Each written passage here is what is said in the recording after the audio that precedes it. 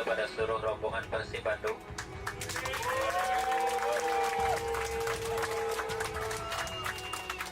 Sekaligus kami ucapkan selamat karena telah menjadi juara 1.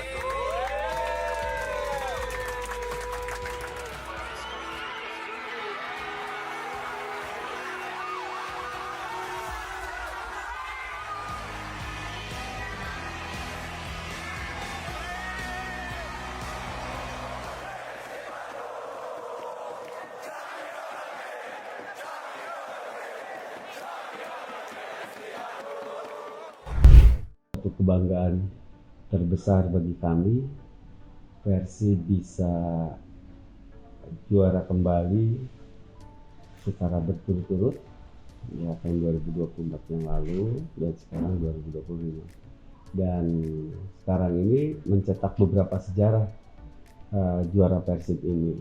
Yang sebelumnya Persib tidak pernah juara kompetisi penuh, selalu ada laga semifinal dan finalnya.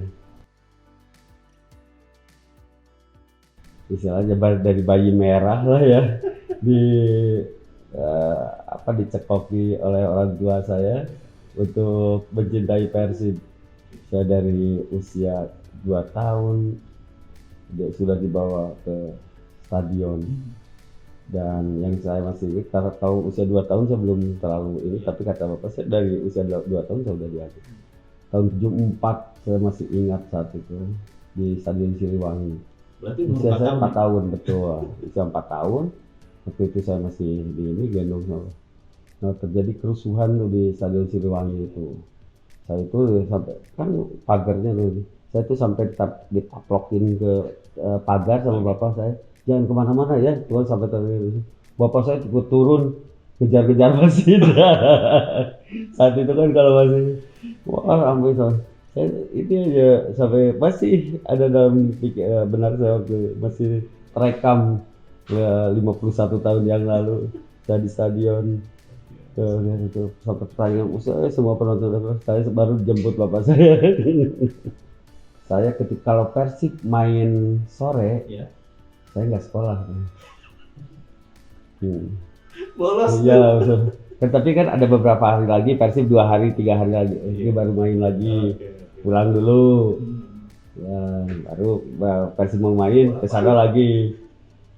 Kalau Persib mainnya malam, sekolah dulu, pulang sekolah, baru berangkat ke sana. Ke jalur puncak, ya, dulu jalur puncak, Bogor. Bapak saya, kalau saya ketahuan saya mabal, saya wah saya dihukumnya habis-habisan. Tapi kalau nggak sekolahnya karena Persib, ya karena beliau yang ngajak, ya nggak apa-apa. Dulu waktu kecil kan sering main bola, kadang-kadang tarkam kemana. Oh iya, kalau tarkam ke mana-mana saya sering. Ya, hampir seluruh Jawa Barat saya pernah ke Cianjur, ke Sukabumi, ke Garut, Tasik. Ya hampir seluruh Jawa Barat lah ya, ke Bekasi pakai truk dulu, saya bukan pakai angkot lagi. Iya, pakai truk. Hujan gimana itu? Ya hujan kita seneng aja karena pas kan simpan di depan, ini kan sebagai hujan kan pakaian ganti kita di belakang ya hujan-hujanan. Kalau hujan kan mau berangkat pagi, sampai itu siang hujan, terus sore main sampai sore. Baru pulang sampai ke Bandung jam 10 jam 11 malam baru nyampe. Ini untuk perayaan Persib. Ya. Ini mau ngerayainnya kayak gimana sih? Ya. Kalau untuk yang sekarang kita persiapan sudah cukup matang ya, karena sudah jauh-jauh hari kita dinobatkan sebagai juara. Tinggal seremonialnya saja, penyerahan piala dan pengarungan medali di tanggal 24. Insya Allah kita akan laksanakan konvoy di tanggal 25 Mei dari start dari Balai Kota Bandung. Ya. Nanti juga ada seremonial di puncak Gedung Sate, kita akan inikan piala dan ini kan ke para pendukung bobotoh yang di luar. Tapi kalau untuk Gedung Satenya sendiri clear area. Di luar Gedung Satenya silakan penuhi, dan dari panitia pun kami sudah siapkan beberapa layar lebar untuk melihat pemain secara dekat ya, karena nanti ada drone apa. ketika pemain angkat piala dikenalkan. Bobotoh Persib itu Itu bukan luar biasa, gila gitu. itu. Bisa cerita nggak? Ya, kita bukan kata orang ya bahwa Bobotoh Persib itu sampai ke luar negeri. Ini kita alami ketika ke Sydney waktu itu. Kita kebetulan Bapak itu satu pesawat dengan Pak Sandiaga Uno. Ya, begitu turun dari pesawat itu Bobotoh Viking Sydney itu sudah nyambut bukan di luar bandara, tapi mereka itu sampai masuk ke dalam, sampai ke area. Padahal itu area terbatas ya. Area terbatas itu nggak bisa sembarang masuk. Iya. Tapi kok Bobotoh bisa gitu sampai ke situ. Membentangkan spanduk selamat datang Pak Haji Ungu manajer Persib. Padahal tidak ada acara Persib itu. Tidak ada acara Persib, Bapak hanya ke sana untuk berlibur. Terus ke Tokyo di Jepang ini Bobotoh sudah alhamdulillah setiap tanggal 2 Januari memperingati ulang tahun Viking Jepang ya. Itu tahun kemarin sudah ulang tahun yang ke-15. Bapak sudah 2 kali ikut. Yang 2024 itu dilaksanakan di Tokyo, 2025 kemarin di Osaka. Yang di Tokyo itu sampai polisi di sana bingung. Ada 1.500 bobotoh yang ada di sana menyambut Bapak, dan kita juga ada hiburan, ada Astrid waktu itu. Wah, bergembira berapa jam, sekitar 4 jam lah ya acara itu. Sampai polisi bingung, ini baru loh di Jepang katanya ada fans club sepak bola yang merayakan kegiatan seberiah ini dan aman gitu. Dan bahkan di Arab Saudi itu hampir di seluruh kota ada Viking Jeddah, Viking Madinah, Viking Riyadh. Ketika Persib bertanding, nah, mereka nobar. Tentu kan sekarang Persib main nih lawan nonton di Jeddah, Viking Madinah, Viking Riyadh datang. Nanti pertandingan selanjutnya di Riyadh datang. Bagaimana Persib ke depan? Ya. Saya sih tidak mau berandai-andai juga, cuma ke depan ini Persib bagaimana? Bagaimana itu maksudnya begini. Jika Pak Haji kemudian sudah selesai ngurusin Persib, kira-kira Kang Iron bakal ini nggak? Bakal melanjutkan nggak jejak yang sangat bersejarah? Bapak ini kan luar biasa nih Pak Haji ini. Juara 2 kali berturut-turut itu jarang loh. Iya betul. Asli itu jarang. Iya. Itu bersejarah. Ini memang menjadi Kedepan dilematis bagi saya ya. Di satu sisi saya sekarang sudah terlibat di bidang politik. Saya tidak ingin mencampur adukan ya antara politik dengan Persib. Ya di satu sisi saya memang dari dikenalkan Bapak ke dunia sepak bola dulu, ke Persib dulu, dibanding ke politik. Terus sekarang dengan prestasi Bapak ya membawa Persib, menyelamatkan Persib dulu dari ketika tanpa APBD ya 2009 ya. Itu berat. 2009 itu keluar Perpres nomor 32 tahun 2009 tentang hibah bansos, itu klub profesional tidak boleh lagi dibiayai oleh APBD. Nah kan oleh Wali Kota Bandung pada saat itu Pak Haji Dada Rosada selaku ex officio adalah Ketua Umum Persib menyerahkan ke Bapak. Ya Bapak pegang, saya waktu itu awal menjabat sebagai Ketua DPRD juga di Kota Bandung, dilematis kita waktu itu. Tapi alhamdulillah Persib terselamatkan. Pada waktu itu tinggal 1 minggu daftar ke PSSI itu untuk kompetisi selanjutnya. Kalau Persib nggak daftar, kita terdegradasi sampai ke Liga 3 kan, turun 2 kasta kalau nggak ikut kompetisi tahun ini. Ya, akhirnya alhamdulillah sampai sekarang Persib sehat dan ya Bapak pun sehat ya. Sekarang juga berbagai prestasi ya. Ini sebagai pengganti kalau diminta, saya kan gimana orang, kalau Bapak minta saya pegang, saya mundur dari politik ya saya pegang. Ini kalau Bapak udahlah Heron udah di dunia politik, udah biarin ini, mungkin sampai anak cucu aja Bapak. Kalau anak kayak saya nggak, kan anak laki-laki tinggal saya sendiri. Iya betul. Nah, putra mahkota kan Kang Herwan nih. Ya kalau saya di dunia politik saya nggak mungkin. Iya. Mungkin nanti ya keponakan saya atau anak saya, itu kita lihat ke depan perkembangannya. Kira-kira kalau perayaan juara nanti akan diumumkan nggak bonusnya berapa gitu? Oh, Terus pasti kan tidak akan menggunakan APBD kan? ya. Karena perpresnya tadi juga sudah jelas gitu. Sudah ada belum? Ini kan kalau sekarang lebih enak juga, leluasa, kita masih panjang, kita masih bisa bahas bonusnya nanti seperti apa gitu. Tapi itu memang sudah lumrah dan memang sudah ada Penghargaan kewajaran gitu. ya. Ketika dulu saja 2014 ada dari wali kota, ada dari gubernur, ya 2024 pun kemarin ada.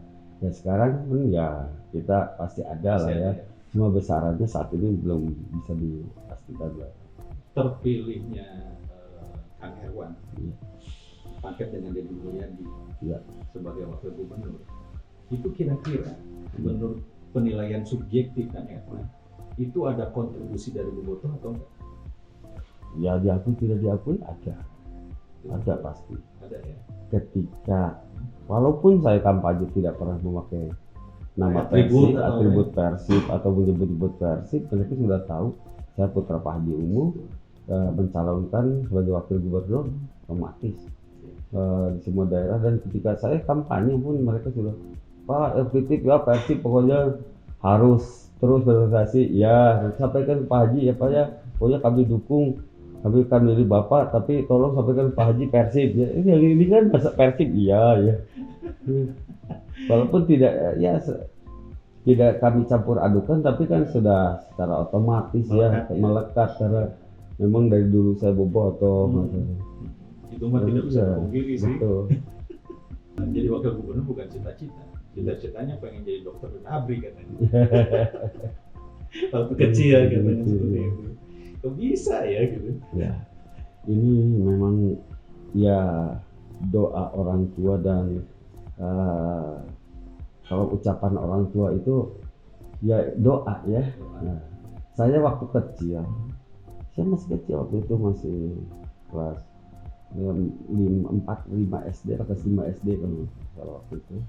Kakek dari ibu, kan, iya Incu Aki lu bakal jadi pejabat. Ini cucu kakek yang bakal jadi pejabat. Itu Udah ngomong itu kakek saya.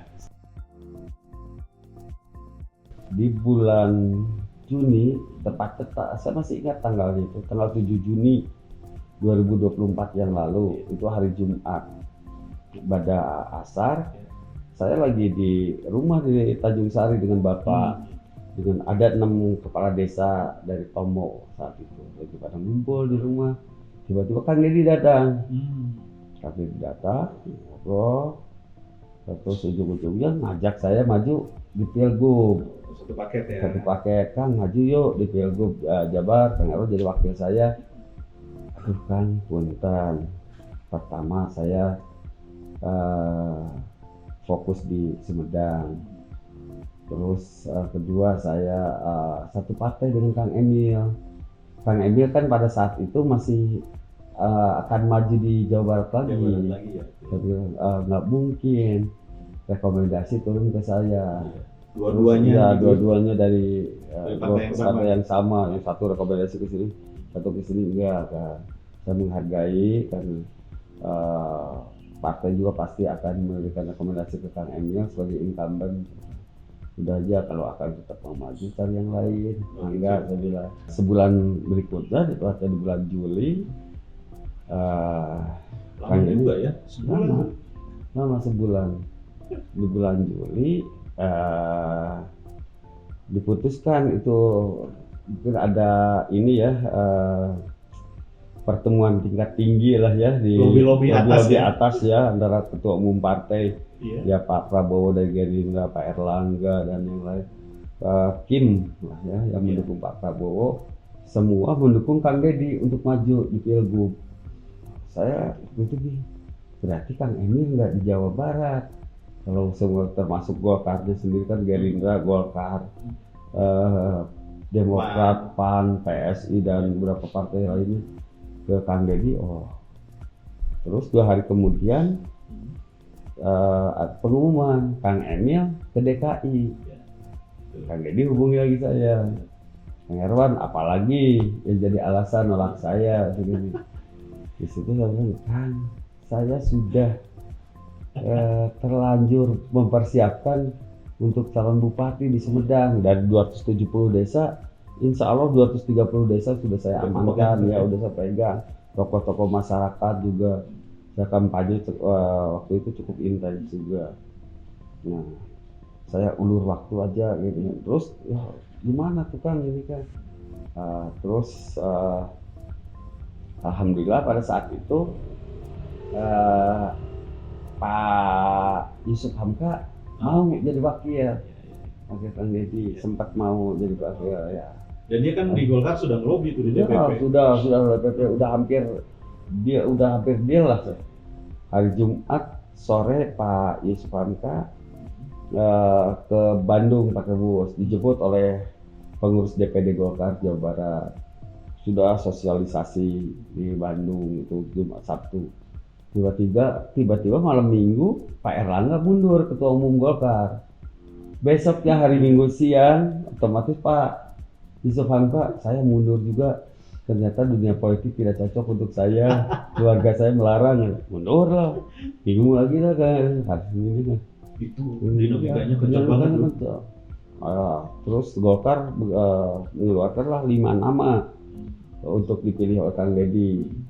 Tapi Kang Deddy nggak ada yang serah, mungkin dia agak gimana, bukannya nggak ini. Mungkin Kang karena saya masuk nggak dari 5 itu? Nggak ada, justru nggak ada. Ini lobby lagi saya. Kang Herwan, ayo dengar. Udahlah, tinggalkan Sumedang. Saya bilang, Kang, itu kan sudah ada 5 nama. Ya saya sergnya hatinya saya ya semistri saya dengan Kang Herwan. Saya nggak ini kan dengan yang lain.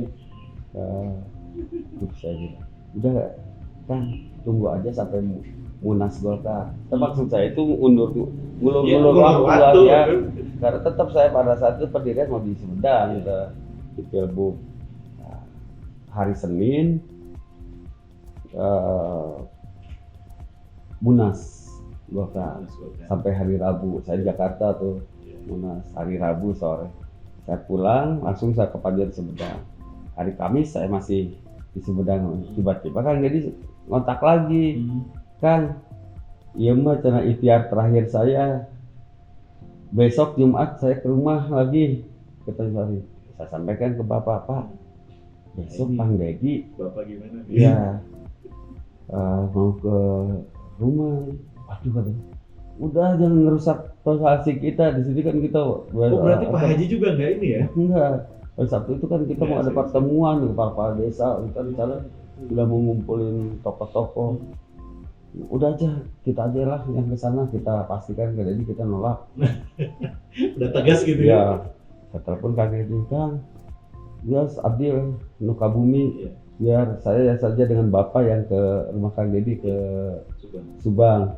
Oh, nuhun pisan atau kalau besok saya tunggu tapi jangan lebih dari jam 10 ya, karena jam 10 saya berangkat ke Jakarta, saya dipanggil Pak Prabowo kan. Ya. Nah, akhirnya kita berangkat setengah 8 pagi dari Tanjung Sari. Lewat tol Cisumdawu kan dekat, 1,5 jam 9 pas kita sampai di Lembur Pakuan Subang. Terus ngobrol-ngobrol, terus Kang Deddy minum teh. Setelah itu saya diajak jalan-jalan pakai mobil bugi. Kang Deddy yang nyetir, bapak saya di sebelah Kang Deddy, saya di belakang, bertiga kita ke sawahnya Kang Deddy pakai bugi. Terus nyampe lagi ke rumah. Ngobrol lagi, akhirnya deal jam 10 pas itu kita deal. Deal apa? Saya jadi wagub ya. Ya gimana ceritanya kok tiba-tiba deal gitu, orang udah ngobrol gak apa? Dari rumah itu udah bilang nolak gitu. Ya. Terus nyampe tempat Kang Deddy. Ya pertama kita nolak dari awal juga kita udah nolak. Udah kita jajan. Ya udah kita jajan. Sampai di rumahnya nih. Terus Kang Deddy ke dalam, saya ngobrol lagi sama Bapak. Gimana? Udah Bang, kasihan Bakir jadi ini kan udah Emang mau aja lah. Berarti jadi awal wakil. dari bapak, Ya. Pak Haji ya. Udah mau aja lah jadi wakil. Terus gimana Sumedang? Sumedang. Ini kan. Ya udahlah nanti lah bapak yang ngomong Iya, ngurus sana itu. ngurus. Dari situ saya berapa? Lu nggak ke Sumedang ya? Siapa Ya. lagi? Malu kan? Iya malu. Pada dasarnya mensyukuri apa yang saat ini Allah berikan. Saya nggak pernah bercita-cita untuk harus begini.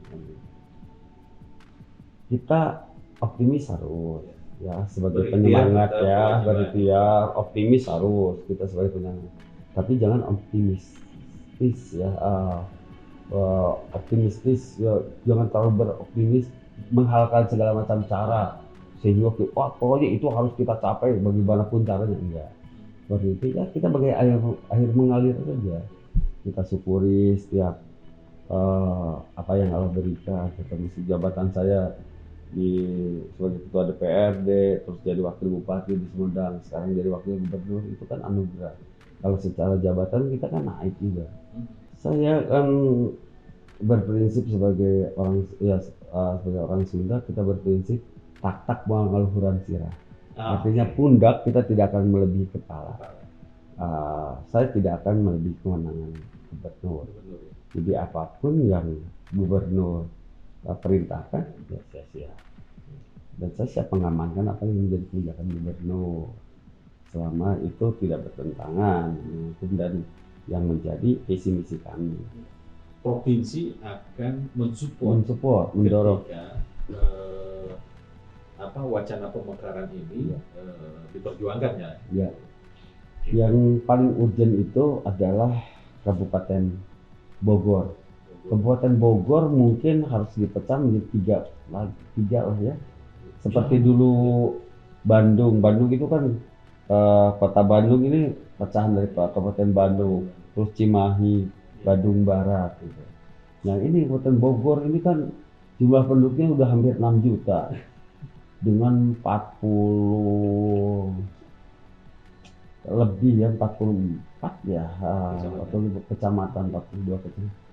Dan Kabupaten Sukabumi 47 kecamatan, Cianjur 42 kalau 40, Garut 42 kecamatan, Tasik, Kabupaten Tasik. Kita banyak yang di atas 40, Kabupaten Cirebon di atas 40. Nah itu harus segera dimekarkan, Mbak. Minimal kita ini ada di 35 sampai 38 kota kabupaten lah ya. Baru pembangunan akan bisa merata. Tapi kalau untuk pembentukan provinsi baru, saya pesimis bahkan bisa dilakukan dalam waktu yang cepat. Ini ngobrol-ngobrol, keluarga nggak komplain kayak istri gitu.